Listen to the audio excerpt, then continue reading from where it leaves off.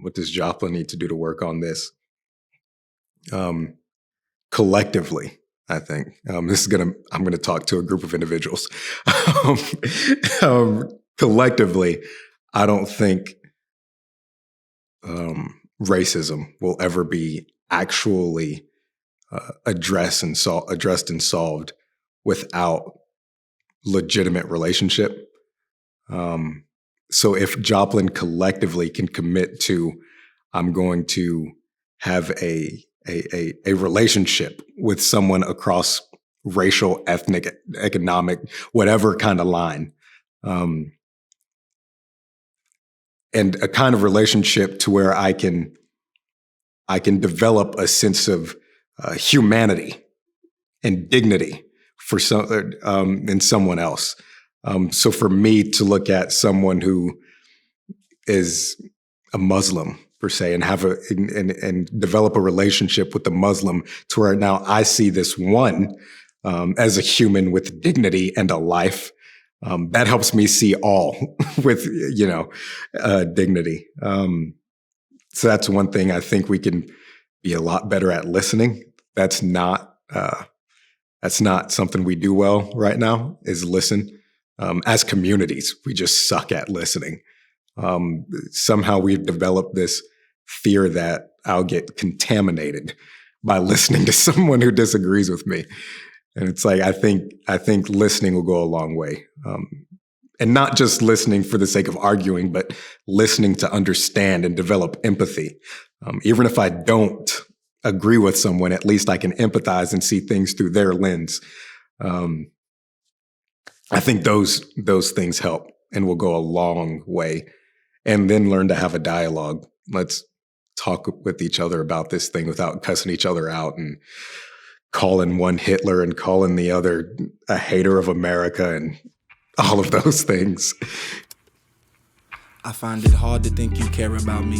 Ain't check my story or text me, you unaware about me. A larger feeling I'm feeling inside than gets surrounded. The detriment from all of the suspense, my mind been crowded with different explanations on how you'll be good without me. A royal family missing when queen without the crowning. Can't understand it, this damage you give me is unbounded. I sit and listen. So I always think that self-reflection and awareness is step one. Really understanding how we can have our own biases and how those are formed and how to get rid of them.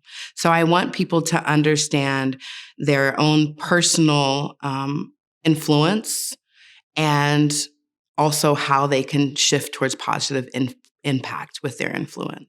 I would tell them to reach out to someone and just have a discussion. Just have a discussion and be open-minded within that discussion, and take what you can from it. And, don't go into it with any kind of, any kind of feelings about the subject. Just whatever you're curious about or you don't know about, or just ask someone to tell you something. Hey, tell me something that I don't know.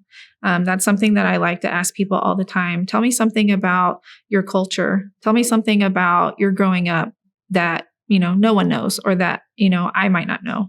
And so that will begin the conversation of, opening up about people or about races or about their culture. And people just have to have an open mind. So I would say, go have a discussion with someone.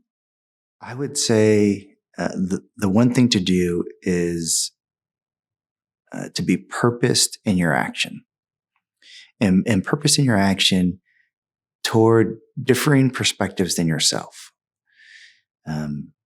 Our country and in our community, if you go on to any of the social media sites after the news does anything, we can be a pretty mean people. And I think the only way that you're able to be mean is because there's distance. It's hard to be mean with somebody that you have had coffee with, that you have had dinner with, that you've shared some time working towards something positive.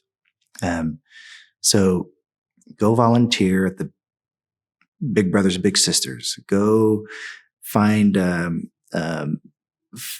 group that you're not familiar with, NALA, the adult literacy program here in town, the NAACP, the Joplin for Justice group, the Young Professionals Network in the chamber or the chamber itself. Find a group that you ordinarily wouldn't be involved in and get involved, because you're going to make friends that you wouldn't normally have. And that'll help you when the conversation gets tough to not be reactive, but to be responsive. And if we can move from reaction to response, from anger and frustration to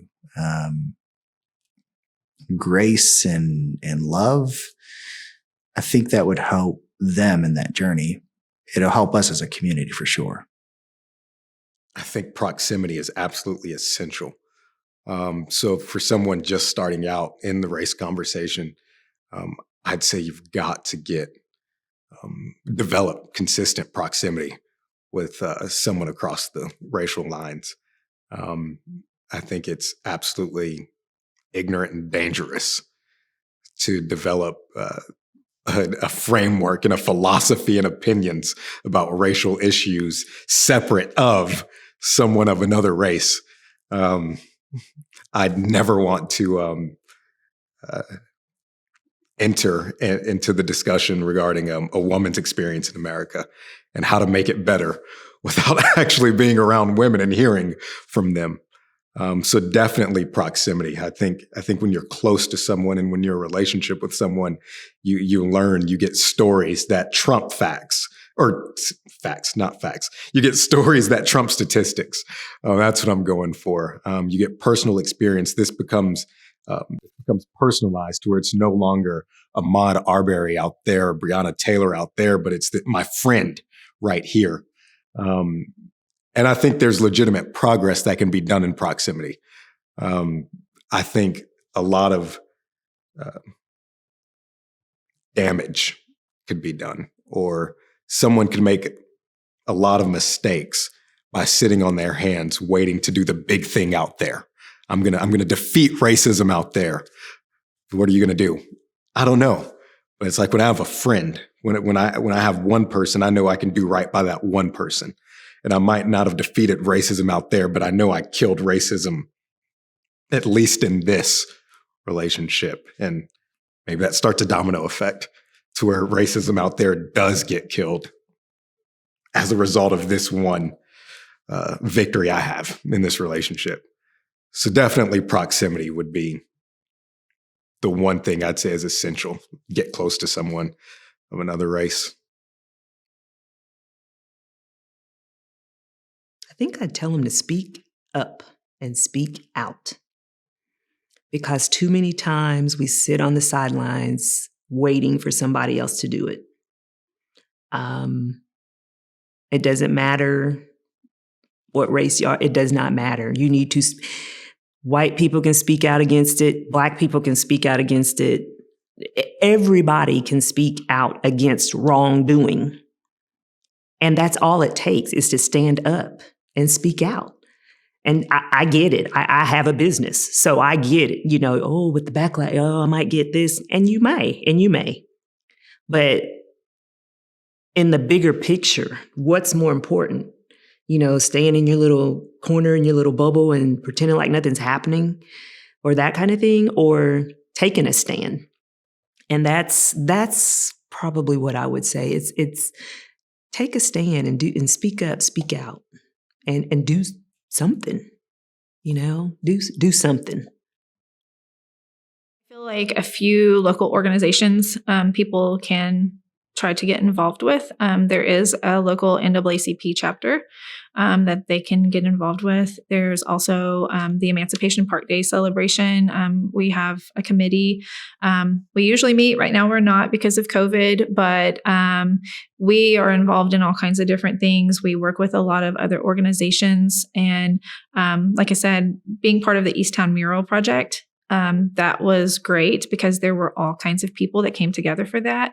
And I actually had a couple of people say, wow, I learned so much just from talking to people and discussing the history of Easttown and Joplin, and not knowing that Easttown is actually where Joplin originated, and how it was integrated from the start, even though there was a lot of prejudice and racism going on. And so I would say just reach out to local organizations and see what they're about, and just try to do something good for the community.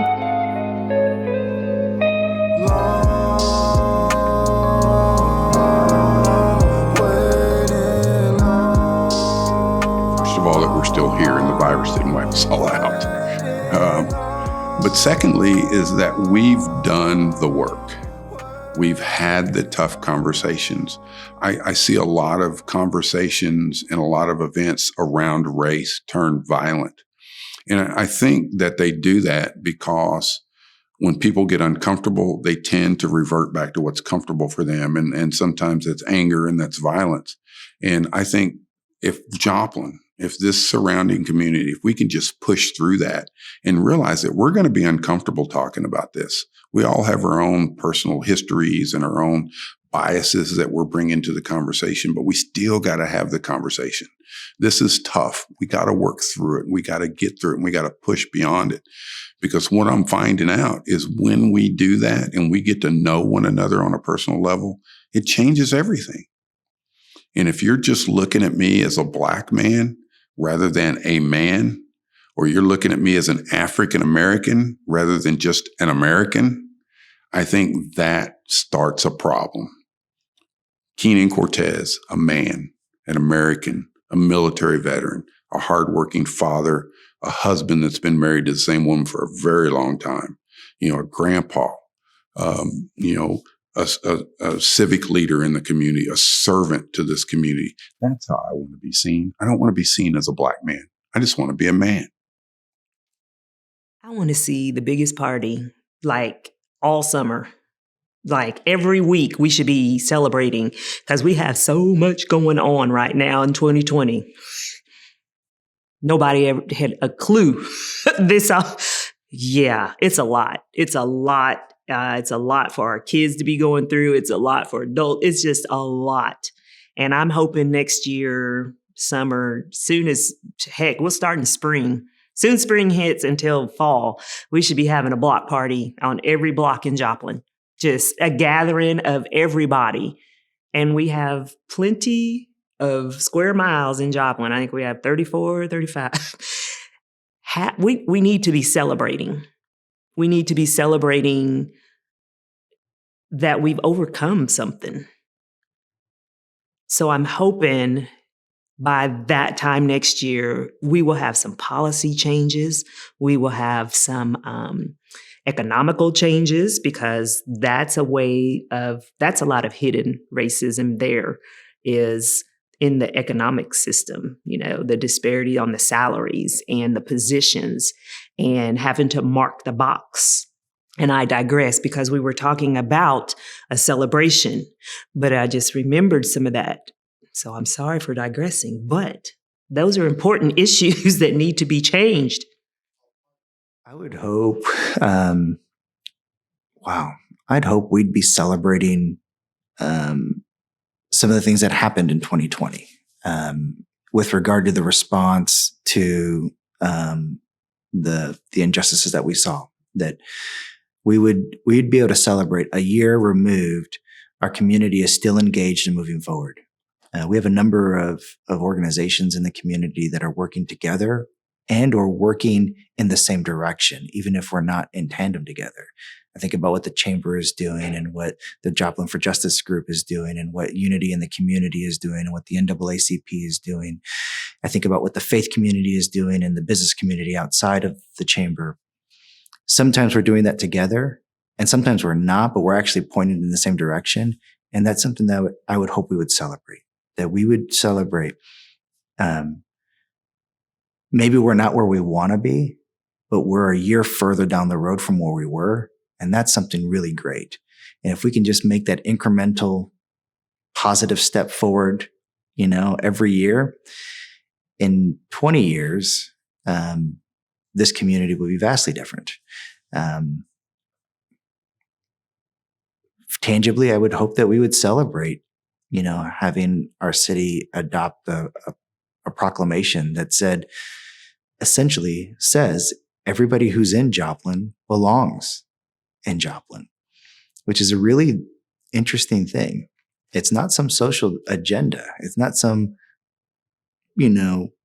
major city somewhere, far off on some West Coast or East Coast that proclamation was birthed. It was birthed through Joplinites that said, we believe everybody who's here belongs here. So let's treat them that way. Who are we willing to say doesn't belong? Who do we not want to be here?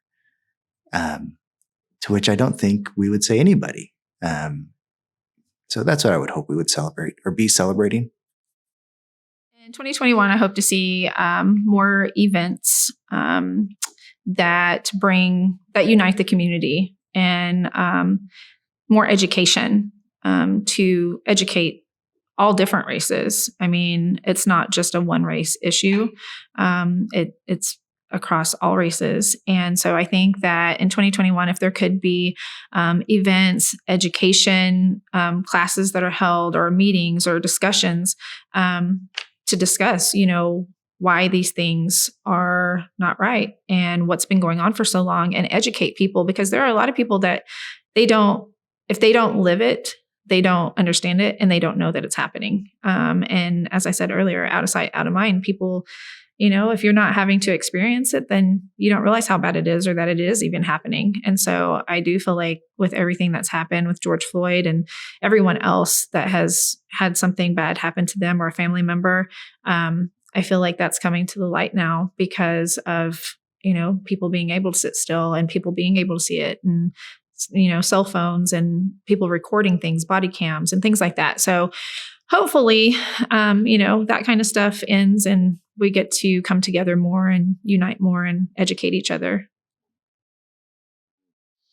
I'm a massive fan of celebrating small victories. You're talking about 12 months from now. There's a lot of change that hasn't happened. We'll even say since Dr. King died in the 60s. So what's that? 60 years. There's a lot of change that hasn't happened in America in 60 years. So I don't want to set the bar too high for a 12-month period.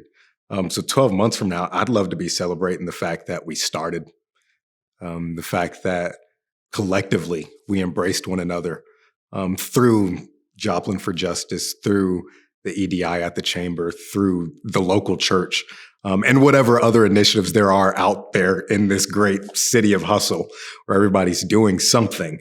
I'd love to be celebrating the fact that through these things and through other things, we collectively took a step forward, that we decided and resolved to actually put our boots on the ground, start taking steps forward, start making relationships, start listening to one another, start making it socially unacceptable to live with racial biases. I'd love to be celebrating unknown stories. Maybe someone right now is sitting in a house with, there's a black and a white family sitting in a house together right now having dinner, asking one another about their experiences and learning. I'd love to celebrate that. I'd love to assume that stuff like that had been happening for 12 months and then say, let's celebrate this as well. Love to celebrate the small stuff. Then we'll celebrate the big stuff when it happens. In a year, I would like to be celebrating in Joplin significant progress, that our data reflects it, that our demographics are more diverse, that our leadership is continuously becoming more diverse across all sectors. I would like to see a Joplin where we can disagree, but still have productive conversations, where people are more empathetic and really considering impact versus intention. One thing that I believe is that it's always important to try to put yourself in someone else's shoes. And while you acknowledge their intention, it's important for that person to acknowledge the impact that they had on you. So finding ways to come together in our differences and really celebrate diversity and truly embody just a community that's culturally competent and very intentional about making people feel welcome just the way they are. All of my visions, get better with time. Make a decision. You make up my mind. Isolate me in the desert. Maybe there is one thing. The isms are all really bad. You know, racism and sexism, discrimination, and they're all real. I'm pretty convinced that they're not the real problem. I actually believe that the real problem is we have a love problem. And it's easier to talk about the isms than it is to talk about love, because love holds us all accountable on every end of the spectrum. I think about Cornel West. A friend of mine was on a panel with him, and he said, Cornel West says that America's awake. We've awoken. But what do we have awakened to? And Dr. West says that we are awake with hurt, anger, and hatred. And he says we've lost the warriors of love. We've lost the warriors of love. And if we can move into those categories, I think one of the problems we have with that is who defines what love is. And that's a tension. You know, West will also say in another place, he says that love expressed in public is justice, and love expressed in love expressed in private is kindness. And when you take those two definitions and you say, okay, if there is no public expression of love, it makes it really hard to have a private expression of love. If there is no justice, it is hard to have kindness. And I think that's what our country has been wrestling with. Whether people think it's true or perception or not true, no matter what, that is it. But we need to find our way back to being warriors of love, where we all get held accountable. The oppressor and the oppressed, the victimizer and the victim, because we all have a role to play and see into it that this country, let's take off that this city moves forward in a very powerful way. And because I get to fall in the category as a person of color, one of the things that I've become really passionate about is to ensure that as this narrative gets changed and as something gets enacted with regard to a different story, that different story doesn't become someone else getting oppressed because I get liberated. And the only way that happens is we got to love people well. So we have real issues with racism and sexism and all kinds of other isms. But our primary problem as a country is we have a love problem. So let's love people better. It don't make no sense, no.